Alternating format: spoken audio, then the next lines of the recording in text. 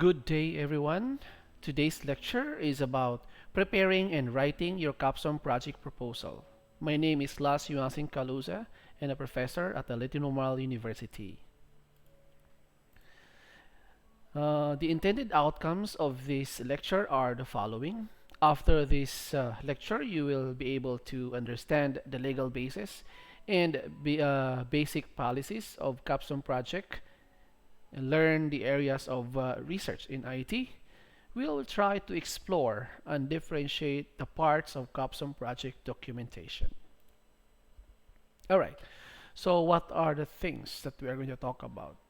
Again, let me reiterate, we will talk about capstone project legal basis, areas of IT research, we will talk about the research project compositions, and finally, the parts of capstone project document. So, what is the legal basis of Capstone projects? This is basically based on CHED Memorandum Order number 25 series of 2015, and the subject of that CMO is the revised policies, standards, and guidelines for BSCS, BSIS, and the BSIT program. You can actually download the CMO from the Commission Higher Education website.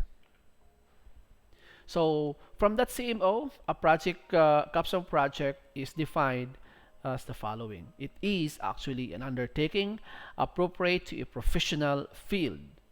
It should significantly address an existing problem or need. In other words, when you compose a group and you enroll in capstone project, the thing that you are going to assume is that you are working as professionals in your field of expertise. And with that, you are looking into the problems that needs to be solved in the actual, in the natural setting or in the locale. So Article 2, Thesis and Capstone Project Specifications, Section 4, suggested the areas of thesis or capstone projects as per CMO 25 series of 2015. Here are the following. For information technology under section 4.3, for software development, we have software customization. You can do also information systems development for an actual client with pilot testing. You can do also web applications development with at least an alpha testing on live servers. Mobile computing systems. We have also for multimedia systems. You can do game development, applying game theories on that. You can do also e-learning systems, interactive systems, and information kiosk systems. Also, you can propose about network designs and implementation and server farm configuration and the management.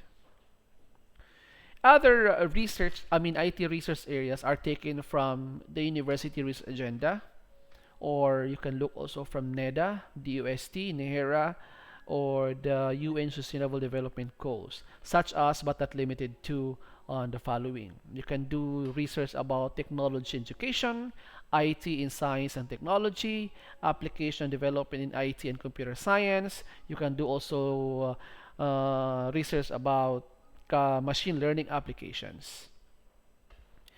And then you also do some mobile application development, image processing systems, data analytic applications, IT in society, the role of IT in the ASEAN region, networking, information, and communication technology. You can also do research about cyber systems and network security, research about digital systems, technology, and embedded systems, IT entrepreneurship and management, management information systems, web design and application development, and some library circulations or library systems. You can also work on library and knowledge management. You can work on library and information technology, library and information science education, library and digital marketing, and library and the society.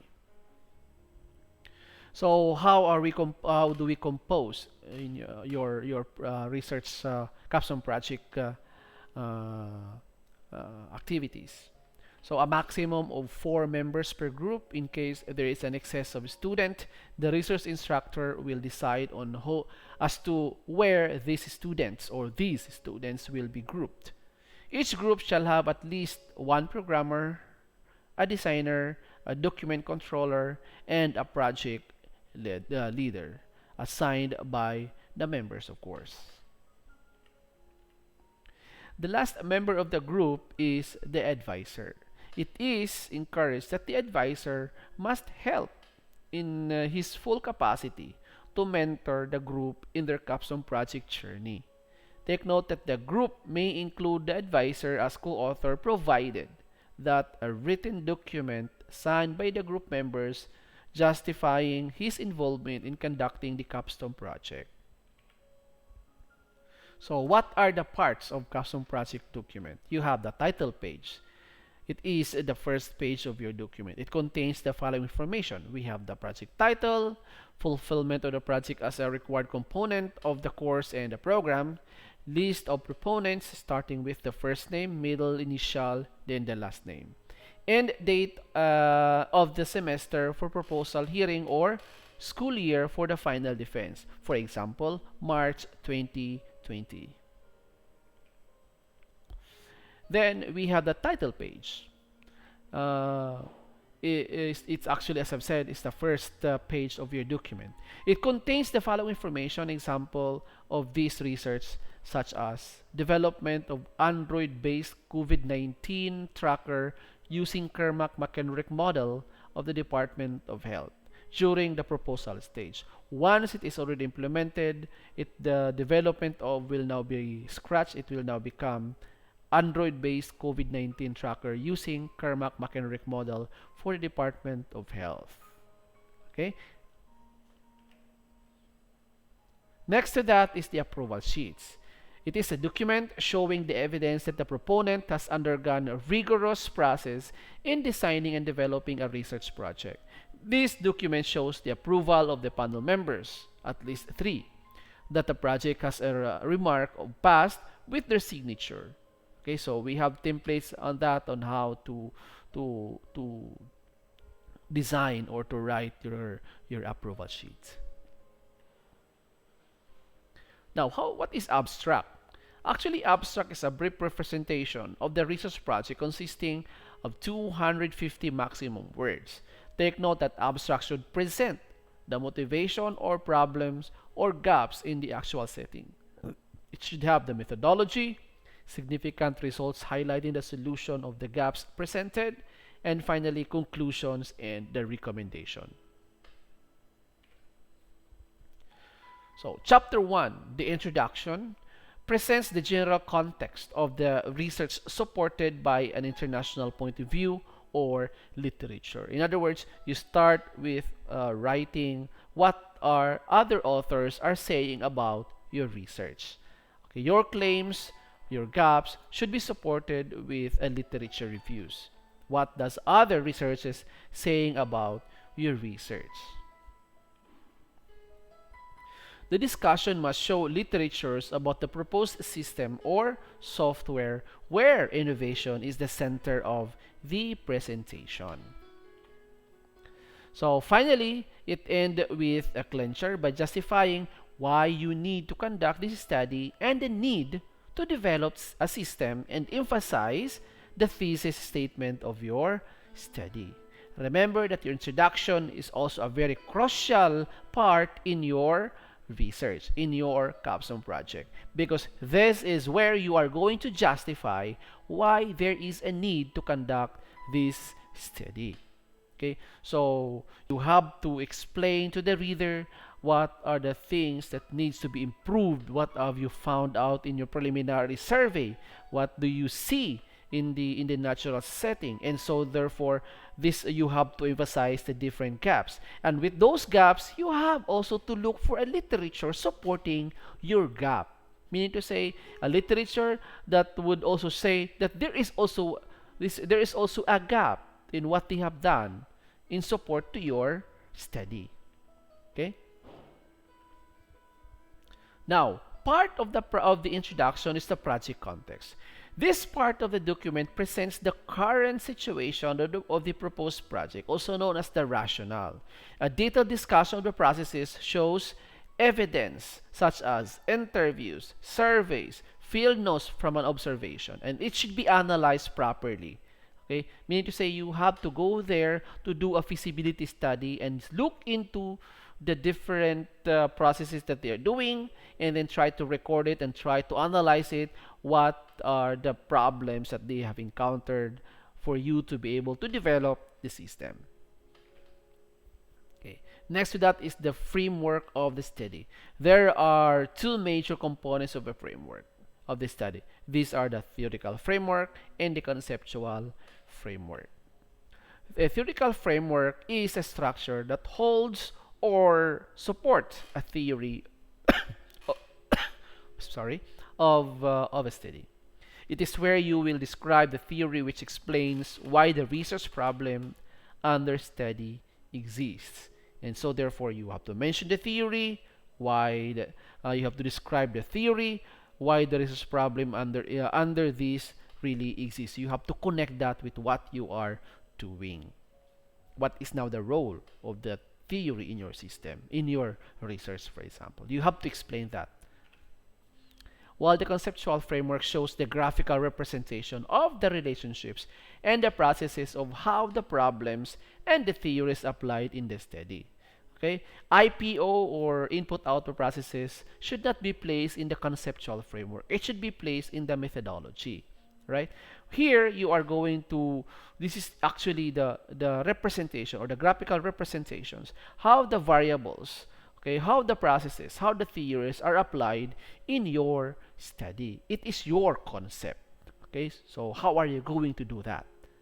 Okay, vis-a-vis with what you have mentioned also in the theoretical framework. Now, next to that is the objectives of the study. A research objective is a clear, concise, and a declarative statements that provide direction to investigate the phenomenon. Okay, so with that, take note to follow. A well-worded purpose will be SMART, or it should be, your objective should be specific, it should be measurable, it should be attainable, realistic, and time constraints. Okay, research objectives should be relevant, it should be feasible, it should be logical, it should also be observable, unequivocal, and at the same time, it should be measurable. So this, for example, what we had last in the previous slides. So for a title, development of a COVID-19 tracker, and so on and so forth. So this time when we write our objective, our general statement for that objective would somehow like this.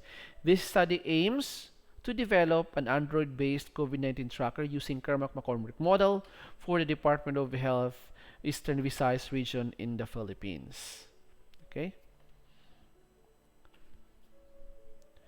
And for specifics, you may say, these are just an example. Specifically, this study would like to, number one, create an information system of the movement of the people in the region. Second, apply a QR code technology in recording and tracking of the movement of the people. Third, utilize Kermack-McCormick model in identifying and tracing of suspected and positive of COVID-19.